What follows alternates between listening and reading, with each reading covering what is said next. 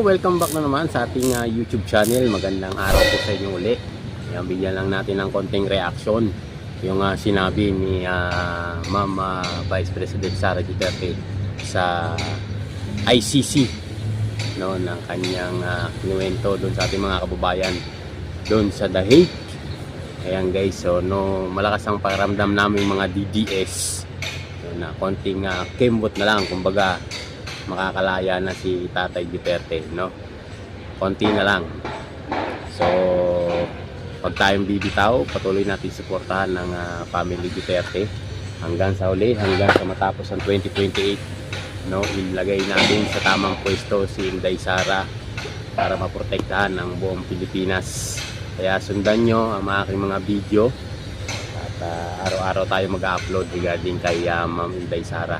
So maraming salamat po sa inyong suporta sa aking channel, sa mga kababayan natin na sumusuporta, sa mga Duterte, maraming salamat po sa inyo lahat. Mabuhay tayo mga kapanalig ng Duterte family. Maraming salamat po. Panoorin ang video. Ito ang sinabi ni Inday Sara. Magugulat kayo.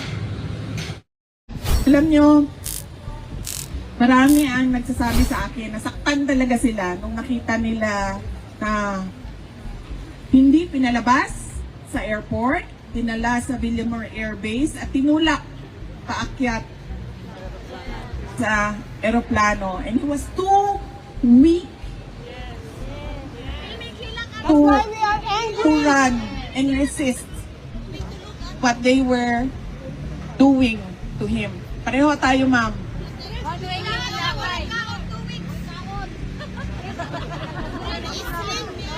Noon, ma'am, masakit talaga noong nakikita ko yung ganon. Not because, ma'am, anak ako, ma'am, ha?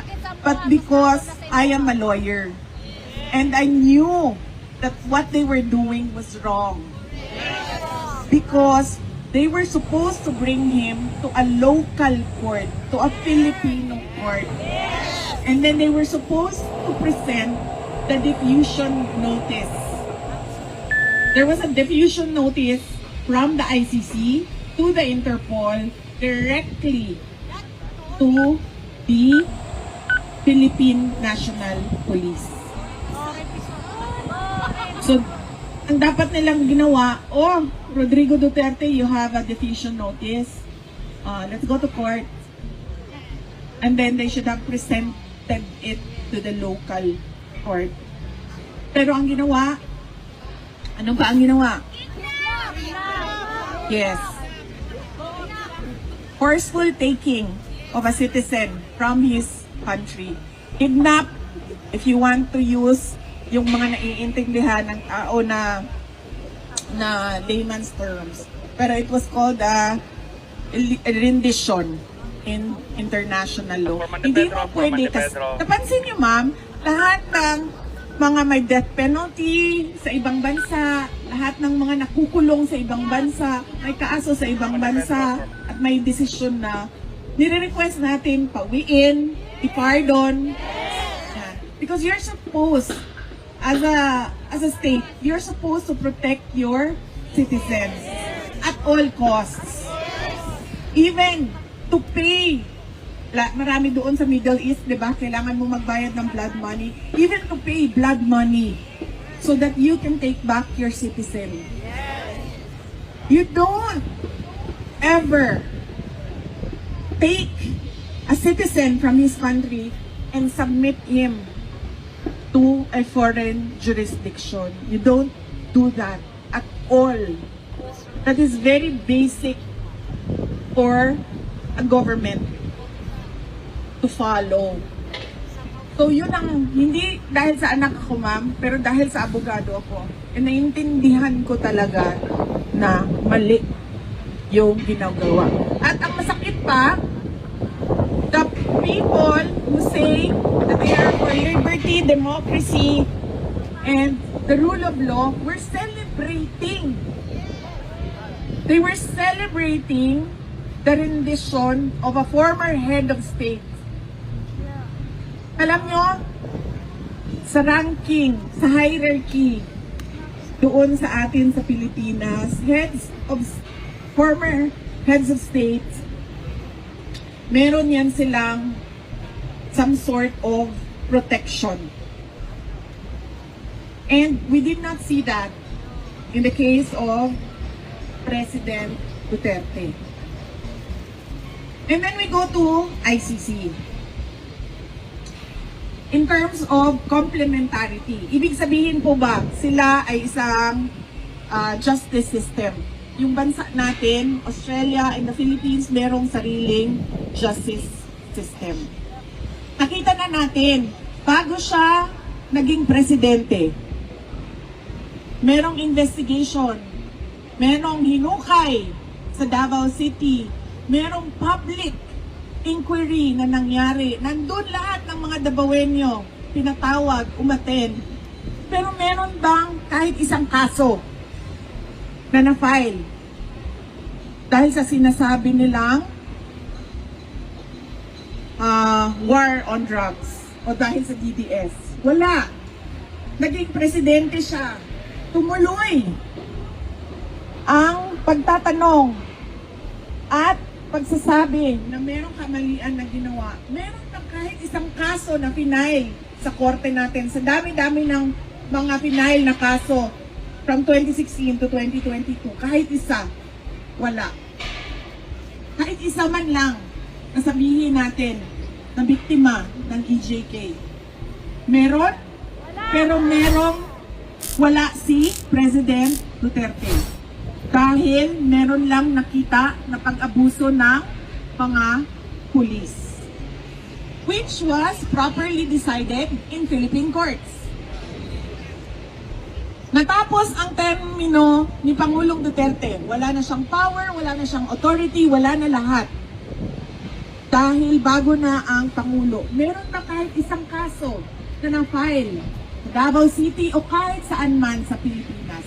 Wala. Pero bukas ba ang ating mga korte na tumanggap? Oo. Libre ba sila na tumanggap without undue influence from former President Duterte na tumanggap ng kaso? Yes. Yes. Dahil bukas ang mga korte. So hindi dapat nakikialam ang ICC. Dahil we have fully functioning judicial courts. From the lowest level up to the Supreme Court. Pangalawa, jurisdiction. Hindi na po tayo membro ng ICC. Umalis tayo being a member of ICC in 2017. Okay. Hindi ko lang alam kung tama yung number ko, yung year ko. 2017. Kailan sila nag-imbestiga? Nag-imbestiga sila 2 years after ng withdrawal natin sa ICC. Hindi pwede yon. Bakit? Kasi ibig sabihin, pwede ka na mag-imbestiga for all eternity. Kung wala kang period na hanggang saan ka lang pwede mag-imbestiga. And there was a case, a previous case in the ICC na nagsabi ang ICC na hindi na pwede. Dahil lampas na. Kahit hindi man sila member ng ICC, ang Pilipinas, pero lampas na tayo. Sa panahon na pwede mag-imbestiga. And so dapat ang ginawa ng ICC, hindi nila tinuloy ang investigation, hindi nila tinuloy ang kaso. Pangatlo, kung napapansin nyo, sino lang ba ang kinakasuhan ng ICC? Yung mga African countries. Lahat ng cases doon. Alam niyo ang kasama ni PRD? Mga black na French speaking. Doon sa loob. All African countries. Si PRD lang ang first Asian na kinasuhan ng ICC. And so, we ask, bakit walang Western cases? Diba? Dahil yes ma'am, hindi nila kaya. Hindi nila kaya ang mga kahapon lang may binomba na bansa. Diba? Ilan ang patay doon? Ay, hindi na natin alam. But I'm sure may mga patay doon. And ano ba sinabi ng ICC? Wala. So bakit sila nakikialam sa isang presidente na ginawa lang niya ang trabaho niya para sa bayan?